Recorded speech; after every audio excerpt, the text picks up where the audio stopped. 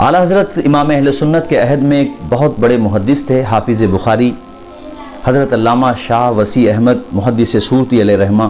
یہ بہت عظیم محدث تھے. ان سے ایک دفعہ حضور محدث اعظم ہند کچھوچا شریف انہوں نے معلوم کیا کہ حدیث میں امام اہل سنت کا کیا مقام ہے، یعنی علم حدیث میں ان کو کتنی مہارت ہے. تو عمدۃ المحدثین حضرت حافظ بخاری علامہ شاہ وسیع احمد محدث سورتی علیہ رحمہ نے فرمایا وہ اس وقت امیر المؤمنین فی الحدیث ہیں. پھر فرمایا صاحب زادے اس کا مطلب یہ ہے، یعنی اگر میں اس فن میں عمر بھر ان کا تلمس کروں، ان کی شاگردی اختیار کروں تو بھی ان کے پاسنگ کو نہ پہنچوں.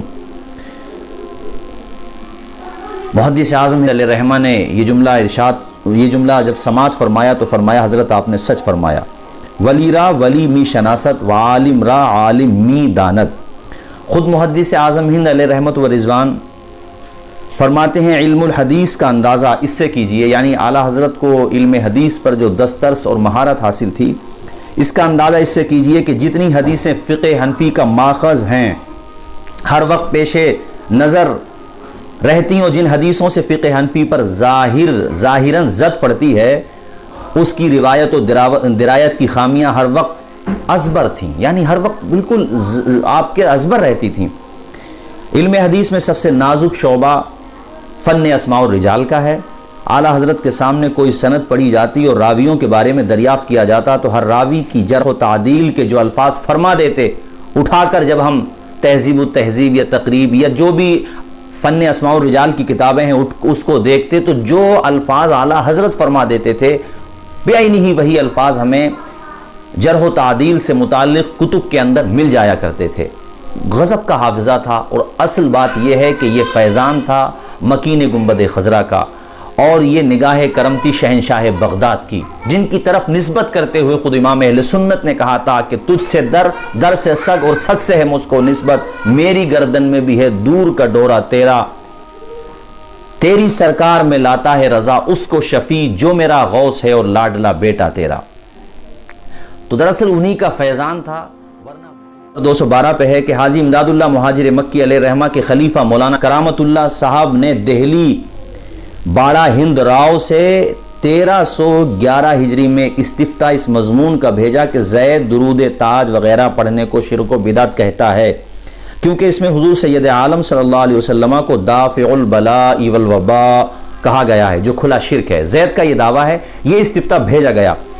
یہ پڑھ کر امام اہل سنت کا قلم حرکت میں آیا اور حضور کے دافع بلا اور صاحب عطا ہونے پر، یعنی اللہ کی عطا سے، اللہ تعالیٰ کے عطا کرنے سے، اللہ کے نوازنے سے رسول پاک کے صاحب عطا اور دافع بلا ہونے پر امام اہل سنت نے 300 حدیث کریمہ کا ذخیرہ ایک کتاب میں جمع کیا، اور اس کتاب کا نام رکھا گیا الامن والعلا، اور آپ نے اس کتاب کا نام الامن والعلا رکھا.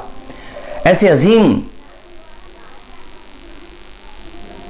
آپ ماہر تھے، جس فن سے بھی دلیلیں دیتے تو سامنے والے کو لاجواب کر دیا کرتے تھے. یہ میں نے 300 حدیثوں سے، اعلیٰ حضرت نے 300 حدیثیں اس کے اندر پیش کی. اندازہ لگائیے یہ کیا تھا. یہ سب اللہ تعالیٰ کا فضل تھا. ذالک فضل اللہ یؤتیہ من یشاء. امام اہل سنت امام احمد رضا قدس سرہ کے استاذ گرامی حضرت مولانا غلام قادر علیہ رحمہ کی معرفت مونگیر لال دروازے سے 1305 ہجری میں ایک استفتاء آیا کہ بعض لوگوں نے حضور سید المرسلین صلی اللہ علیہ وسلم کے افضل المرسلین ہونے کا انکار کیا ہے، اور کہتے ہیں کہ قرآن و حدیث سے دلیل لاؤ. یعنی وہ یہ کہتے ہیں کہ رسول پاک کا افضل المرسلین ہونا یہ منصوص نہیں ہے، یہ آپ کا گڑا ہوا عقیدہ. اس طرح کی بیہودہ باتیں کرتے تھے. افضل المرسلین ہونا. اس کے جواب میں امام احمد رضا خان بریلوی فرماتے ہیں کہ حضور پرنوس سید المرسلین صلی اللہ علیہ وسلم کا افضل المرسلین سید الاولین والآخرین ہونا قطعی، ایمانی، یقینی، اذعانی، اجماعی، ایقانی مسئلہ ہے، جس میں خلاف نہ کرے گا مگر گمراہ بددین بندے شیاطین والعیاذ باللہ. پھر ایک مبسوط کتاب تجلی الیقین بأن نبینا سید المرسلین، پورا آپ نے ایک تصنیف فرما دی، ایک پورا رسالہ تحریر فرما دیا. اور 100 احادیث سے اس مسئلے کو واضح فرما کر تحقیق انیق کے دریا بہا دیے۔ بہت سی مثالیں میں اس سلسلے میں آپ کے سامنے پیش کر سکتا ہوں، الحمدللہ میرے سامنے یہ پوری 56 احادیث سے والدین کے حقوق پر، 91 احادیث سے، اور سجدہ تحیت کی حرمت پر، یعنی کہ سجدہ تعبدی عبادت کے لیے سجدہ کرنا تو پوری امت کے نزدیک حرام قطعی ہے، اور کوئی اگر عبادت کی نیت سے کسی غیر اللہ کو سجدہ کرتا ہے تو وہ مشرک ہو جائے گا۔ سجدہ کرنا تو دور کی بات ہے، اگر وہ سجدے کے لائق بھی سمجھتا ہے تو مشرک ہو جائے گا، چونکہ عبادت کا سجدہ صرف اور صرف یہ اللہ تعالیٰ کے لیے ہے۔ بعض حضرات نے جو ہے سجدہ تحیت یعنی تعظیم کے سجدے کے حوالے سے شاذ مرجوح اقوال کا جب سہارا لیا تو امام اہل سنت نے اس کی حرمت پر 70 احادیث سے اس کی حرمت کو ثابت کیا۔ پھر اقوال سلف و خلف الگ رہے، میں صرف 70 احادیث بتا رہا ہوں کہ احادیث کے حوالے سے 70 بتا رہا ہوں کہ 70 احادیث سے اعلیٰ حضرت امام اہل سنت نے اس بدعت کا جو ہے رد بلیغ فرمایا، بدعت سیئہ کا۔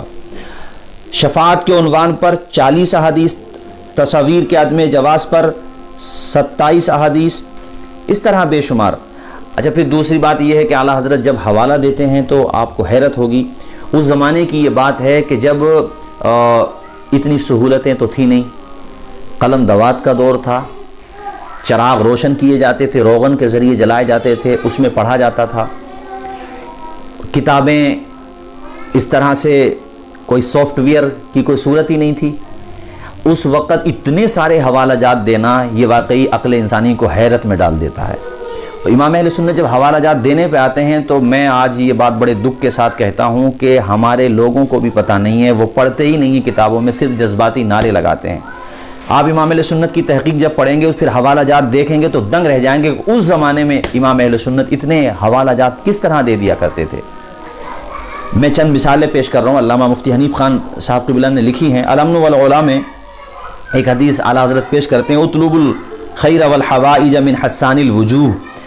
اس حدیث شریف کو پیش کرنے کے بعد امام اہل سنت نے جو حوالہ جات دیے وہ سنیے۔ رواہ الطبرانی فی الکبیر والخطیب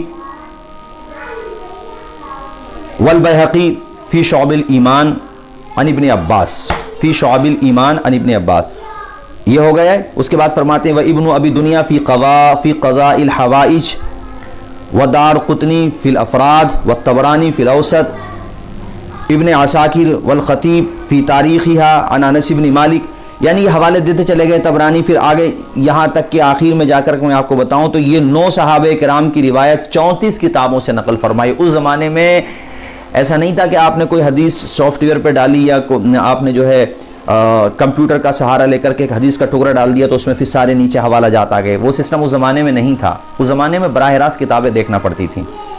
اس زمانے میں اعلیٰ حضرت نے صرف اس ایک حدیث کے لیے 9 صحابہ کرام یعنی جو اس کے مرکزی روات تھے 9 صحابہ کرام کو کوٹ کیا، اور 9 صحابہ کرام کو کوٹ کرنے کے بعد ان کی جو روایتیں اعلیٰ حضرت کے علم میں تھی وہ 34 کتابوں سے نقل فرمائی۔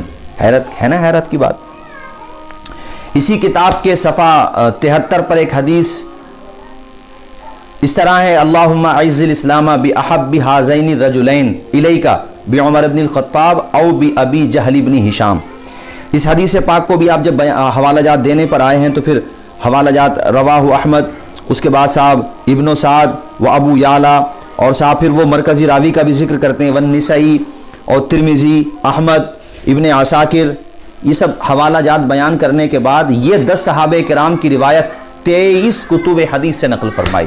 یہ میں اس زمانے کی بات کر رہا ہوں جب نہ لائٹ کی اتنا بندوبست تھا، نہ ہمارے پاس اتنی سہولیات تھیں کہ آپ ٹائپنگ کرتے رہیں اور سب لکھا جاتا رہے۔ یہ سب اس زمانے کی میں بات کر رہا ہوں۔ پھر مصروفیات کتنی رہتی تھی آپ کو یہ مجھے بتانے کی ضرورت نہیں ہے۔ بہت اس میں کتاب میں مثالیں دی گئی ہیں، میں نے مختصراً آپ کے سامنے پیش کیا ہے۔ آپ جب احادیث کے حوالہ جات دینے آتے ہیں تو باضابطہ علم احادیث پر جو احادیث کا ذخیرہ فتاوی رضویہ میں موجود ہے، کتب امام اہل سنت میں موجود ہے، اس پر باضابطہ کام کیا علامہ مفتی حنیف خان رضوی حفیظہ اللہ نے۔ تو پوری ایک جامع الاحادیث کے نام سے وہ بھی ایک مبسوط اور ایک کئی جلدوں پر مشتمل کتابی شکل اختیار کر چکی ہے، جو آج الحمدللہ مارکیٹ میں دستیاب ہے، آپ خریدیں، اس کو پڑھیں اور اعلیٰ حضرت کے علم حدیث کا اندازہ لگائیں۔ اور یہاں جو بہت اہم بات بتانا چاہتا ہوں وہ یہ بھی ہے کہ کمال یہ تھا کہ جس کتاب کو آپ لکھتے، جس سن میں لکھتے، تو ایک تو جو نام کتاب کا رکھتے تو وہ سن اس کتاب کے نام سے جب عدد نکالتے تو وہ سن نکل کے آ جاتا ہے نا، کمال کی بات۔ اور پھر اس نام میں کتاب کے متعلقات کا لحاظ کیا جاتا، کتاب کس عنوان پر ہے یہ چیز اس کتاب کے نام سے ظاہر ہو جاتی۔ جیسے مزارات پہ عورتوں کے جانے کے حوالے سے اعلیٰ حضرت نے راجح اقوال پیش کیے، راجح اقوال، تو اس میں جمل النور فی نہی النساء عن زیارت القبور، جب آپ اس پورے جملے کا جو کتاب کا نام ہے اعلیٰ حضرت کی، اس کا جب آپ عدد نکالیں گے سب کے الگ الگ تو وہ سن نکل کے آ جائے گی جس سن میں اعلیٰ حضرت نے کتاب لکھی ہے نا تعجب کی بات۔ ملک سخن کی شاہی تم کو رضا مسلم، جس سمت آ گئے ہو سکے بٹھا دیے۔